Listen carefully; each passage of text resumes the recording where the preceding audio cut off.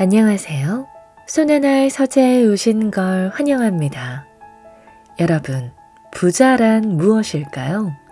단순히 돈이 많은 사람이라고 생각할 수도 있겠지만 오늘 읽어드릴 책에 따르면 부자는 자유를 얻은 사람이라고 합니다. 돈의 노예가 되기보다 돈을 다스리는 주인이 되고 돈으로부터 인생을 속박당하지 않는 것.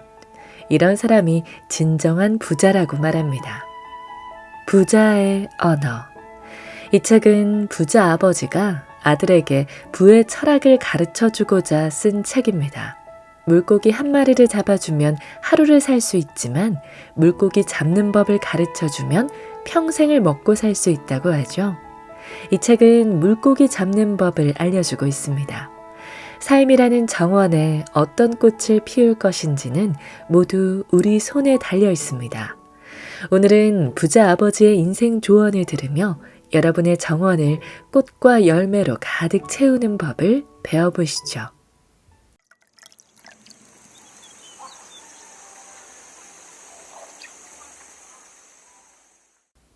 하나, 부를 생각하라. 부는 재산이나 돈의 풍족함을 뜻한다. 부를 얻는 사람은 부에 대해 많이 생각한다. 우리는 남다른 드러머의 비트로 걸어가야 한다. 부자와 똑같은 비트. 그 비트가 평범하다면 즉시 댄스 플로어에서 내려와라. 목표는 평범하지 않은 것이어야 한다. 평범함이란 무일푼이기 때문이다. 라고 데이브 램지는 말한다. 우리에게는 분명한 목표와 큰 이유가 필요하다. 마음 가까이에 부에 대한 비전을 간직하라. 목표를 적고 밤낮으로 읽어라.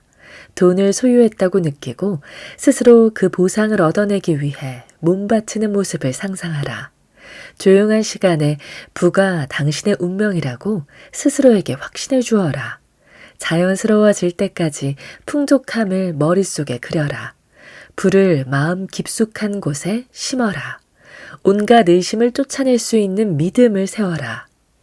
풍요의 의식은 철이 자석에 달라붙듯 부를 끌어당긴다. 브라이언 트래시의 말이다. 초점을 가지고 하루하루를 보내면 부는 커져갈 것이다. 부를 생각하는 것은 더 나은 선택을 하는데 영향을 미칠 것이다. 부자가 되고 싶다면 얻는 것만큼 모으는 것을 생각하라. 라고 벤저민 프랭클린은 말했다. 가난한 사람, 보통의 사람이 사치품을 먼저 사는 반면 부자는 가장 나중에 산다. 라고 부자 아빠 가난한 아빠의 저자 로버트 기요사키는 말했다. 내일의 부자들은 오늘 축적한 사람들이다.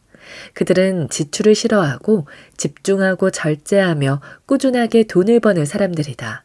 그들은 부에 대해 생각하고 부가 삶에 어떤 의미가 있을지를 생각한다. 그리고 오늘의 사치를 포기한다. 왜 부를 원하는지를 아는 것은 상당한 부를 축적하는데 반드시 필요한 인내심의 필수적이다. 우리가 가진 남다른 이유가 우리의 결단을 확고하게 만든다. 부자는 왜 자신이 부를 원하는지 안다. 조지 오웰은 부에 관해 분명한 동기를 지니고 있었다. 돈이 없는 건 불편을 의미하고 치사한 걱정을 의미하며 담배가 떨어진 것을 의미하고 실패자라는 의식이 떠나지 않는 것을 의미한다. 무엇보다도 외로움을 의미한다. 워런 버핏과 찰리 먼거 역시 자신들이 부를 필요로 하는 이유를 알고 있다. 먼거는 말했다. 워런처럼 나는 부자가 되겠다는 상당한 열망을 가지고 있었다. 페라리를 갖고 싶어서가 아니라 독립을 원했기 때문이다. 나는 필사적으로 부를 바랐다. 부를 쌓는 일은 어떤 행동이나 선택 전에 비범한 사고 과정을 요한다. 부자는 편안함, 사치, 사회적 지위를 원하는 것보다 훨씬 더 부를 원해야 한다. 부는 자신이 원하는 것과 그것을 왜 원하는지를 분명히 알고 그것을 생각하는데 많은 시간을 쓰는 사람을 찾아가게 마련이다. 부를 생각하라. 부가 무엇인지, 어떻게 이룰 것인지, 왜 부를 원하는지 생각하고 또 생각하라. 2. 검약. 검약은 돈을 적게 지출하고 필요한 데만 쓰는 것이다. 아샨티족 속담에 이런 말이 있다. 잔치를 하면서 부자가 될 수는 없다. 벤저민 프랭클린도 이렇게 말했다. 작은 지출을 조심하라. 작은 누수가 거대한 배를 가라앉힌다. 옛날에는 돈을 모을 줄만 알고 쓸 줄 모르는 사람을 낯잡아 수전노라고 했다. 오늘날에는 똑같은 사람에게 경탄을 보낸다. 검약을 실천하는 사람은 드물다. 검약이 부를 축적하는 지름기름에도 불구하고 미국에서 자수성가로 백만장자가 된 사람들은 인구의 3% 미만으로 추산된다. 극히 드물게 이런 지위를 만들어낸 이들은 나이 50이 넘어서야 부에 도달한다. 그들은 근면과 절제를 신뢰하고 돈을 빌리지 않는다. 보통의 백만장자들은 부를 과시하는 경향이 없다. 친구와 가족들은 몇몇 단서를 가지고 그들이 백만장자라고 추측할 따름이다. 진짜 부자들은 약간의 겸손함을 지니고 있으며 독립적 사고를 한다. 부자들은 빈털터리처럼 살아서 부자가 되고 파산자들은 부자처럼 살면서 파산 상태에 머문다. 미래의 백만장자는 지출을 관리한다. 그들은 사치스러운 생활을 뒤로 미룬다. 만족감을 뒤로 미루는 것은 경제적 축적의 핵심이다. 즉각적인 만족은 장기적인 부를 방해한다. 상류층처럼 보이려고 시간과 돈을 할애하는 것은 종종 예측 가능한 결과를 낸다. 경제적으로 더 나빠진다는 것이다. 부자의 프로필을 만드는 3가지가 무엇인지 아는가? 검약, 검약, 검약이다. 부는 검약을 통해 쌓여간다. 우리는 매일 소비와 저축 사이의 선택에 직면한다. 쓸 것인가 모을 것인가는 오직 선택에 달렸다.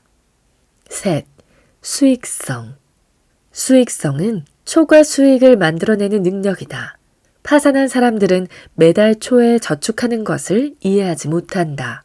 어떻게 월 초에 돈을 저축하죠? 라고 그들은 묻는다. 월말에 남은 돈이 한 푼도 없었는데요. 돈을 모으는 사람들은 파산한 사람들과는 다른 식으로 생각한다. 예를 들어 그들은 $100를 저축하고 시간이 지나면서 매월 더 많이 저축한다. 이들은 생활 방식의 변화를 받아들인다. 비용을 삭감한다. 사람들은 묻는다. 비용을 줄여도 저축하기에는 수입이 여전히 충분치 않다면 어떻게 하나요? 절약하지 않는 자는 고뇌해야만 할 것이다. 라고 공자는 말했다. 수익을 내기 위해서는 더 많이 벌어야 할 수도 있다. 부는 최소한의 노력으로는 이룰 수 없다. 돈을 모으는 데는 희생이 요구된다. 더 영리하게, 더 힘들게, 더 오래 일해야 한다는 말이다. 이 사실은 부가 왜 그토록 희귀한 것인지를 설명해 준다. 수입을 더 얻으려면 부업을 해야 할 수도 있고 수익 창출 능력을 증대시키기 위해 공부를 더 해야 할 수도 있으며 부수적인 사업을 운용할 수도 있을 것이다. 일은 확실하게 돈을 만들어내는 전략이다. 라고 데이브 램지는 말했다. 소포클레스 역시 말했다. 노동 없이는 부도 없다. 더 많은 것을 원한다면 더 많이 일해라. 하지만 더 일할 시간이 없는걸요. 라고 불평하는 사람들에게 짐 론은 이렇게 말할 것이다. 텔레비전은 당신에게 1년에 $40,000를 지불하게 합니다. 단지 보는 데만 말이죠. 그 시간에 당신이 뭘 더 할 수 있을까요? 일을 하거나 돈을 벌거나 아니면 뭘 배우는 건 어때요? 시간 낭비는 돈을 잃고 부를 버리는 것입니다. 깨어있는 시간을 모두 사용할 때 모을 돈이 생겨날 것이다. 지출이 수입보다 느리게 증가한다면 우리는 그 차액을 모으거나 투자할 수 있고 마침내 부를 쌓을 수 있을 것이다. 넷, 빚에서 빠져나오라. 빚은 갚아야 할 의무, 즉 채무의 상태를 말한다. 칼럼니스트 얼 윌슨은 다음의 사실을 관찰했다. 오늘날에는 3종류의 사람이 있다. 가진 자, 가지지 못한 자, 자신이 가진 것에 대해 돈을 지불하지 못하는 자. 수익성의 빚보다 더 큰 장애물은 없다. 그리고 수익 없이는 모을 것도 없고 부자가 될 희망도 없다. 빚은 오늘 원하는 것의 대가를 치르기 위해 내일을 도둑질하는 것이다. 빚은 최악의 빈곤이다. 라고 성직자 토머스 풀러는 말한다. 또한 빚이 있는 사람은 노예와 다를 바 없다. 라고 에머스는 썼다. 작가 켄트 너버는 경제적 측면에서 삶의 질의 가장 큰 적은 가난이 아니라 빚이다. 라고 말했다. 빚들은 규모에 따라 갚아나가라. 이자가 높은 빚부터 갚는 것이 경제적으로 현명하지만 심리적으로는 규모가 작은 빚을 먼저 갚고 수월해지는 편이 현명할 것이다. 작은 승리를 얻어내고 나면 갚은 빚들이 남은 빚을 지불할 여유 자금을 증가시켜 줄 것이다. 빚진 이들은 희생의 고통이나 노예의 고통으로 몸부림친다. 빚은 우리가 잠자는 동안에도 이자를 누적시키는 잔인한 주인이다. 데이브 램지는 빚진 사람의 인생을 이렇게 요약했다. 나는 빚지고 나는 빚졌으니 이제 일하러 가야 한다. 빚에서 빠져나오고 빚 없이 사는 게 핵심이다.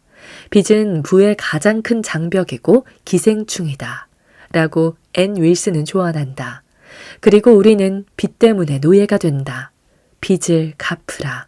빚 없는 삶은 해방이다. 5. 절실하게 모으라. 절실하게 돈을 모으는 것은 저축을 최우선으로 삼는 것이다. 돈을 모아야 한다는 절실함 없이는 낭비하고 후회하게 된다.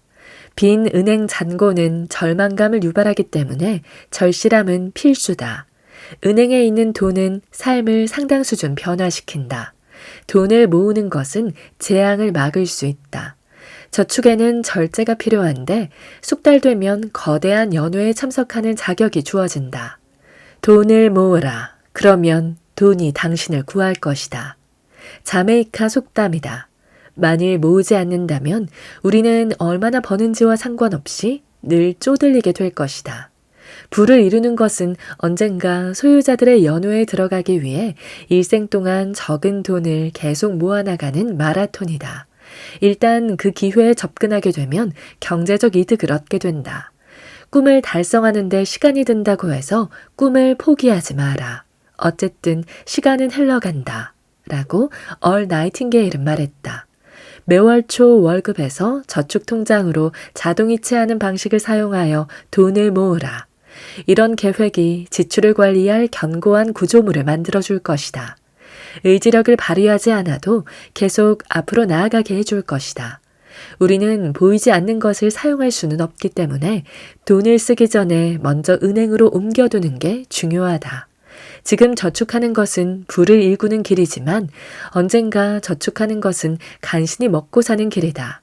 돈을 모을 수 없다면 위대함의 씨앗은 당신 안에 존재할 수 없다. 무일푼으로 시작해 미국 50대 부자로 선정되었던 클레멘트 스톤의 말이다. 빈 은행 잔고는 우리를 무력하게 만들지만 현금 더미는 안정성과 가능성을 제공한다. 6. 점수를 기록하라. 점수는 성과에 대한 객관적인 척도, 성공을 판단하는 수치다. 측정하는 일은 분명 우리의 주의를 끈다. 경제적인 축적을 바란다면 측정하고 누계의 수치를 꾸준히 기록하라. 재정 점수를 기록하는 것은 삶에서 회오리가 몰아치는 혼란스러운 상황이 벌어졌을 때 부를 추적 관찰하게 해준다. 지출, 빚, 대출 상환, 저축, 투자, 외식 등 모든 것은 순자산 점수에 영향을 준다. 순자산을 추적하는 일은 결정을 내리고 행동을 취하는데 매우 유용한 도구가 된다. 부는 어쨌든 근본적으로 숫자에 관한 것이다. 하브 에커는 조언한다. 순자산을 동전 한 입까지 알게 해줄 방침을 만들어라.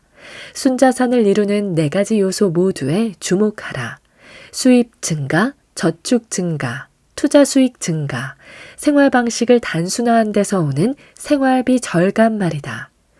현실을 계속 파악해 나가라. 오히려 우리가 흥미로운 무언가를 하지 않을 때 점수를 기록하는 것은 올바르게 행동하고 있음을 상기시켜 줄 수 있다. 투자가 오락거리가 된다면, 그리고 그것이 즐겁다면 아마 어떤 수익도 낼 수 없을 것이다. 좋은 투자란 지루하기 때문이다. 라고 금융인 조지 소로스는 말했다. 투자란 페인트가 마르거나 잔디가 자라는 것을 지켜보는 일과 별반 다르지 않다. 짜릿함을 원한다면 $800를 들고 라스베이거스에 가라. 현대 경제학의 아버지라 불리는 폴 세뮤얼슨의 말이다. 개인적인 씀씀이도 이와 똑같이 지루함이 수반된다. 점수를 기록하지 않으면 혼란스러워진다. 순 자산을 추적하는 것은 올바른 행동을 지속하도록 이끌어준다. 7. 인플레이션을 이겨라. 인플레이션은 재화와 서비스의 비용이 상승하는 것이다. 1980년대에 투자자들은 힘들게 번 돈을 연간 이율이 12.68%인 과세 가능한 금융시장으로 이동시킬 수 있었다. 미숙한 투자자들은 그때가 호시절이었다고 말한다. 많은 사람들이 투자에 대한 보상을 받을 것이라고 느꼈기 때문에 당시 이런 높은 금리는 저축을 부추겼다. 하지만 1980년에 금융시장의 실제 수익률은 어땠을까? 실제 수익이라는 질문은 저축을 상당한 부로 성장시키길 원하는 사람들에게 중요한 문제다. 어떻게 인플레이션을 상대할까? 1980년에 금융시장의 회수율은 12.68%였고 이는 보통 사람들의 저축이 유입된 것으로 알려졌다. 그러나 같은 해에 발표된 물가 상승률은 무려 13.5%나 됐다. 그렇다면 1980년에 금융시장의 실제 수익은 얼마였을까? 이를 계산해보고자 명목상 수익률에서 인플레이션 비율을 빼보았다. 마이너스 0.82%. 보다시피 1980년에 보통 사람들은 실제로 12.68%의 수익을 얻었지만 사실은 구매력을 잃고 있었다.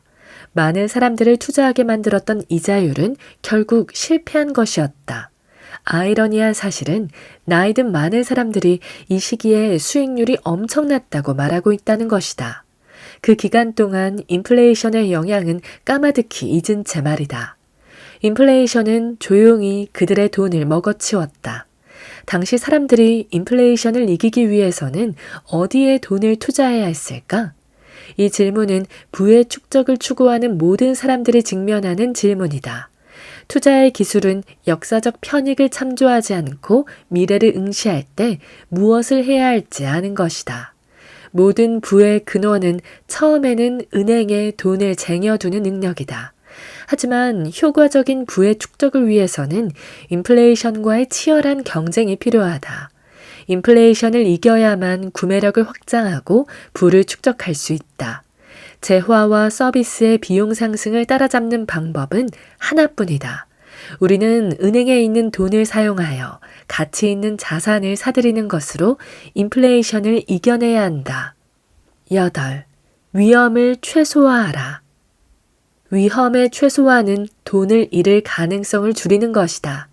경제학자 피터 번스타인은 이를 투자자들이 벽에 걸어둘 만한 말로 표현했다.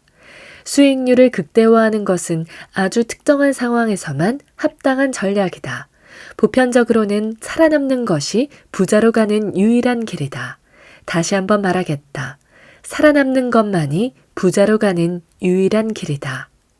성공한 투자자들은 오판이나 실수에 대한 건전한 공포심을 가지고 있다. 영리한 사람들이 바보 같은 일을 한다. 사람들은 영리해지려고 애쓴다. 나는 바보가 되지 않으려 하지만 이는 대부분의 사람들이 생각하는 것보다 훨씬 어렵다. 라고 찰리 멍거는 말했다. 경제적 위험을 구별하고 최소화하는 능력은 무척이나 어려운 과제가 될 수 있다. 첫 번째 법칙, 절대 돈을 잃지 마라. 두 번째 법칙, 절대 첫 번째 법칙을 잊지 마라. 워런 버핏의 말이다. 약간 손실이 있어도 경제적으로 괜찮다고 생각한다면 결국 많이 잃게 될 것이다. 80살 아침에 파산한 상태로 눈뜨지 않고 싶다면 더 지루한 상태로 있어도 된다. 라고 스티브 맥도널드는 말했다. 느리고 꾸준한 것이 현명한 조언이다. 주식시장에서 장기적 관점을 유지하는 것은 위험을 최소화한다. 워런 버핏의 스승 벤저민 그레이엄은 말했다. 한 해 한 해의 결과를 지나치게 심각히 여기지 마라.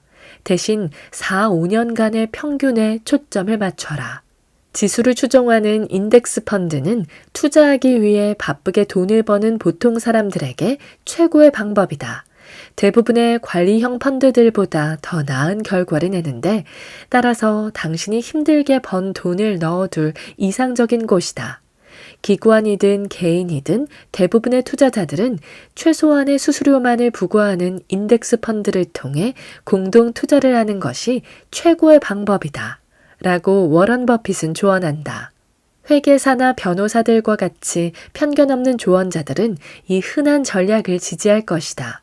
하지만 인덱스 펀드로는 수익을 발생시킬 수 없는 자산관리인들은 그것을 개탄할 것이다. 투자의 위험은 잘못된 행동에 의해 더 많이 발생한다. 위험은 두려움의 위협이나 탐욕의 유혹으로부터 충동적으로 일어난 결과다. 안전하려면 주식시장이 완전히 망하고 얻을 게 없을 때 팔지 않아야 하고 다른 사람들이 당신의 꾸준한 수익률을 능가할 때도 욕심내지 않아야 한다. 나는 모든 투자 과정에서 위험을 최소화하는 걸 추구했고 지루한 전략들에서 지속적인 성장 동력을 구축했다. 9. 증식시켜라.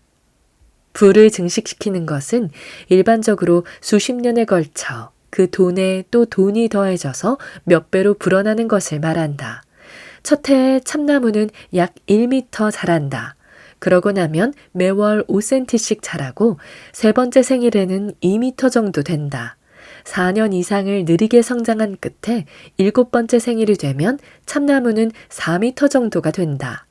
첫 해 이후 참나무는 매일매일 조금씩 자라지만 부가 증식하는 것과 마찬가지로 수십 년 후에는 거대해진다. 저축을 시작할 때 성장의 유일한 원천은 우리가 매달 저축에 할당하는 금액이다. 첫 해에 $7,000를 투자하고 다음 해에 또다시 $7,000를 투자했다면 은행에서 $14,000를 보는 즐거움을 누리게 된다. 우리의 돈나무를 $28,000로 2배 늘리려면 2년의 저축이 더 필요할 것이다. 이 수준에서 10%의 금리는 $2,800다. 많은 액수는 아니지만 우리는 시간이나 노력이 더 들어가지 않은 돈을 받고서 득이양양한 기쁨을 느낀다. 그리고 천천히 현명하게 축적된 돈은 저절로 불어나기 시작한다. 부의 씨앗이 자라기 시작한다. 꾸준한 저축은 상상할 수 없는 방식으로 부를 증식하며 우리는 저축뿐만 아니라 씨앗을 심고 내버려 두는 것으로 부를 증식한다. 찰리 멍거는 말한다. 큰 돈은 사고 파는 것에 있지 않다. 기다림 속에 있다.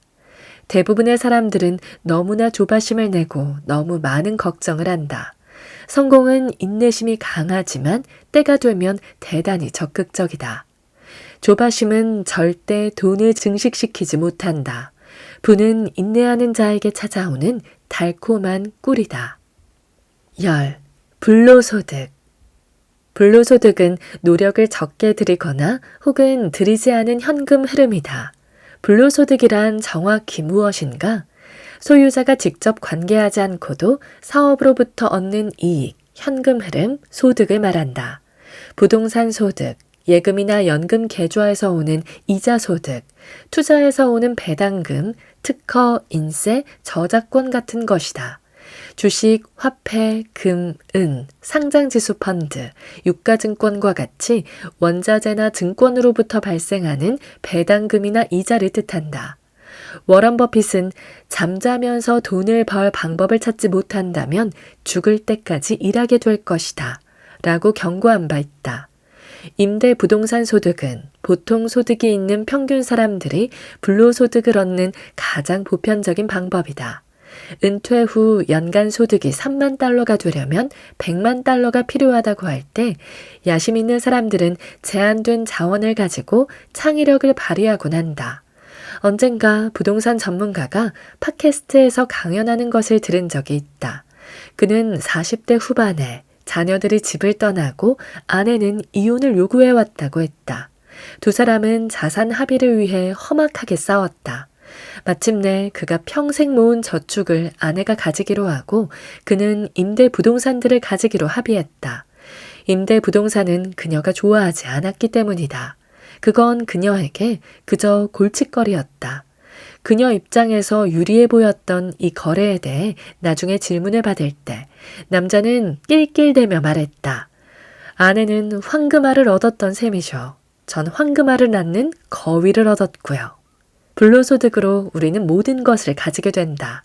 로버트 기요사키는 말했다. 경제적 자유를 얻기 위해서는 사업체 사장이나 투자자 혹은 둘 다가 되어서 월 단위로 생성되는 불로소득을 발생시켜야 한다. 결국 불안 그 자체로 풍성하게 흘러가는 소득의 강물이다. 불로소득은 자유로 가는 길이다. 불로소득에 대한 이해가 부의 지름길이다. 15가지 부의 덕목. 하나, 단순함. 부를 추구하는 일에는 단순성이 필요하다. 나는 매일 아침 영혼을 재충전하고자 명상을 했다. 압박 속에서 차분하고 이성적인 정신을 유지하기 위해 하루하루 마음 챙김 상태로 있었다. 내 앞에 놓인 일들에 온전히 초점을 맞추고 완전히 집중하자 시간이 천천히 흘러가는 듯했다. 경제적 자유를 추구한 덕분에 나는 단순함의 미덕을 배웠다. 키케로는 이렇게 말했다. 정원과 서재를 가지고 있다면 필요한 모든 걸 가지고 있는 것이다. 둘, 무심함. 부를 추구하는 일에는 물질적 소유에 대한 무심함이 필요하다. 나는 물질주의를 억제하고 무시하는 법을 습득했다. 내가 누릴 수 있는 것보다 수수한 생활 방식을 택했다. 열망을 이루기 위해서는 충동을 조절하고 당장의 만족감을 유예하고 유혹을 경계해야 했다. 부를 추구했기 때문에 나는 물질적 소비에 저항하는 미덕을 키웠다. 부처는 말했다. 고통은 집착에서 온다. 셋, 자기 수련. 부를 추구하는 일은 나를 자기 수련으로 몰아갔다. 좋든 싫든 내가 해야 한다고 알고 있는 것들을 행하기 위해 매일 노력했다. 내 목표와 나 자신 사이에는 기이한 저항감이 우뚝 솟아났다. 나는 하루 중 가장 원치 않는 일을 먼저 하도록 내 자신을 수련했다. 목표들을 검토하지 않고는 하루도 그냥 넘어가지 않았다. 나는 부에 관한 목표 때문에 좋든 싫든 행동하기 위해 자기 수련의 미덕을 익혔다. 아리스토텔레스는 말했다. 수양을 통해 자유를 이루게 된다. 넷, 온전한 시간. 부를 추구하기 위해서는 시간을 완전히 써야 한다. 여유 시간에 나는 공부하고 기술을 연마하고 지혜를 구했다.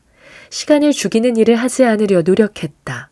목적과 의미를 위해 쾌락과 즐거움을 억제했다. 부정적인 마음가짐으로 보내는 시간을 없애고 대신 혼자 생각하고 책을 읽고 계획을 세우며 많은 시간을 보냈다. 가능성 있는 일들을 행했고 초과 근무를 했다. 부로 향하는 여정 때문에 나는 사용 가능한 시간을 목적을 가지고 온전히 사용하는 미덕을 배웠다. 벤저민 프랭클린은 말했다. 시간은 돈이다. 다섯, 영성. 부를 추구하는 일은 나를 영성으로 이끌었다. 깊이 집중하는 정신 수양 시간은 힘을 불러오고 보이지 않는 힘을 움직이는 것처럼 보였다. 부를 향한 열망으로 나는 기회들을 잡으려고 노력했다.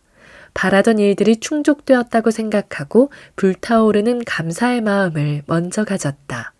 목표에 대한 절대적인 믿음을 키웠다. 부를 추구한 덕분에 나는 내면을 다스리는 능력을 배양했다. 요다는 말했다. 힘이 그대와 함께하길. 여섯, 효율성. 부를 추구하는 일에는 효율성이 필요하다. 즉, 하루의 시간을 대부분 질적, 양적으로 모두 사용해야 한다. 부를 얻기 위해서는 아주 분명한 목표를 가지고, 즉, 순이익을 발생시키도록 해야 한다. 나는 대부분의 소극적인 사치도 모두 줄이고 유흥을 피함으로써 부자가 되었다. 부를 추구한 덕분에 나는 삶의 시간들을 효율적으로 온전히 살아낼 수 있었다. 헨리 데이비드 소로는 말했다. 바쁜 것만으로는 충분치 않다. 개미도 바쁘게 움직인다. 7. 끈기. 부를 추구하는 일은 매일 끈기 있게 해나가도록 나를 몰아세웠다. 경제적 자유는 내 꿈이었고 이 꿈은 수십 년 동안 지루한 일들과 역경을 이겨낼 수 있는 힘을 주었다. 때로는 내가 지닌 거대한 두려움이 부를 이룰 때까지 계속 끈기를 발휘할 수 있게 해주었다. 부를 추구한 덕분에 끈기의 미덕을 키웠다. 켈빈 쿨리즈는 말했다.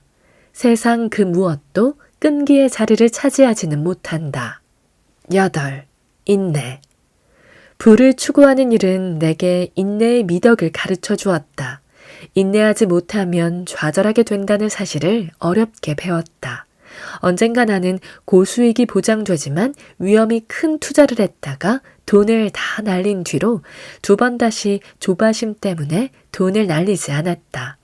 부를 추구한 덕분에 나는 좋은 것들에는 시간이 걸린다는 것을 깨달았다. 노자는 말했다. 자연은 서두르지 않는다. 그럼에도 모든 것이 이루어진다. 9. 희생. 부를 추구하는 일은 희생을 가르쳐 주었다. 나는 모든 것을 다 가질 수 없음을 받아들이고 그리하여 돈과 시간 사이에서 선택해야 했다. 부를 일구기 위해 시간을 희생하기로 택했다. 또한 지금 원하는 것과 가장 원하는 것 사이에서 선택하는 법을 배웠다. 부를 얻기 위해서는 욕망을 희생하여 저축해야 한다. 부를 추구한 덕분에 나는 희생의 미덕을 배웠다. 칼슨 그레이시는 말했다. 희생 없이는 보상도 없다. 10. 극기. 부를 추구하는 일에는 극기가 필요하다. 나는 매일 돈에 대한 믿음을 다시 세웠다. 내가 엄청난 부를 이룰 만한 자격이 있다고 스스로 확신했다. 내 발전을 방해하는 것들을 그만두었고 이전에 보지 못했던 기회들을 알아차렸다. 정신을 통제하여 부를 창출하는 행동들을 하게 되었다. 부를 추구한 덕분에 나는 내 성정을 더욱더 튼튼하게 하고 생각을 다스리는 법을 배웠다. 나폴레온 힐은 말했다. 자신의 생각을 다스리고 실천하라. 11. 용기. 부를 추구하는 일에는 두려움과 용기 사이의 싸움이 끊임없이 수반된다. 내 용기는 어마어마하게 불확실한 시기에 앞으로 나아가는 행동 그 이상이 아니다. 나에게 용기는 힘든 선택을 하는 것이다. 이는 불확실성의 세계로 걸어 들어가는 능력이다. 난관에 부닥칠 때마다 내 역량은 그 일에 맞춰 커졌다. 부를 추구한 덕분에 용기의 미덕을 배웠다. 베르길리우스는 말했다. 행운은 용감한 자를 좋아한다. 12. 전념. 부를 추구한 덕분에 전념하는 법을 배웠다. 내게 맞는 직업, 그러니까 내 가치관, 성향, 재주, 야망, 내면의 목소리에 적합한 일을 선택했다. 부유한 삶을 살기 위해 이런 개인적 요소들과 조화를 이루는 일에 전념했다. 부를 추구했기 때문에 내가 사랑하는 노동에 전념하는 방법을 배웠고 그 미덕은 초과 수익으로 되돌려받았다. 리처드 브랜슨은 말했다. 너 자신으로 있어도 괜찮다는 걸 기억하라. 13. 정확한 판단. 부를 추구하는 일에는 계속 정확한 판단을 해나갈 것이 요구된다. 정확한 결정은 발전을 이끌고 잘못된 선택은 참담한 후퇴를 야기한다. 한 발 물러나 객관적으로 보고 이성적으로 사고하는 것은 부를 일구는 데 매우 유용하지만 나는 직관과 예감, 감정의 안내 역시 무시하지 않았다. 부를 추구한 덕분에 비판적인 판단들 속에서 내가 오류를 범할 수 있음을 인정하는 태도를 배웠다. 토머스 제퍼슨은 말했다. 오류보다는 지연이 더 낫다. 14. 기여. 부와 자유를 추구한 덕분에 나는 공통의 이익에 기여하는 걸 배웠다. 나의 경제활동은 간단한 패턴을 따랐는데 내가 한 일이 얼마나 필요한 일인지, 그것을 어떻게 잘했는지, 나를 대체하는 것이 얼마나 힘들었는지, 얼마나 많은 사람에게 기여했는지에 따라 부가 내 주머니 속으로 들어왔다. 돈은 내 기여의 가치와 규모를 보여주는 실질적인 지표였다. 숭고하게 부를 추구한 덕분에 나는 공익을 위한 귀중한 기여의 미덕도 배웠다. 에설 퍼시 언드라스는 말했다. 인간의 기여가 근본적인 요소다. 15. 만족감. 부를 추구한 덕분에 힘을 얻었고 매일 엄청난 만족을 느꼈고 뜻밖의 기쁨을 발견했다. 미래에 관한 희망과 기대감으로 고군분투하는 내게 보상을 주었다. 하지만 무엇보다도 이번 생에서 완전한 자유를 얻는 여정을 위해 내가 최선의 노력을 다하고 있다는 것에 깊은 만족감을 느꼈다. 마하트마 간디는 말했다. 만족감은 노력에 있다. 오늘 저와 함께한 시간 어떠셨나요? 편안한 시간이 되었길 바라며 또 들러주시길 기다리겠습니다.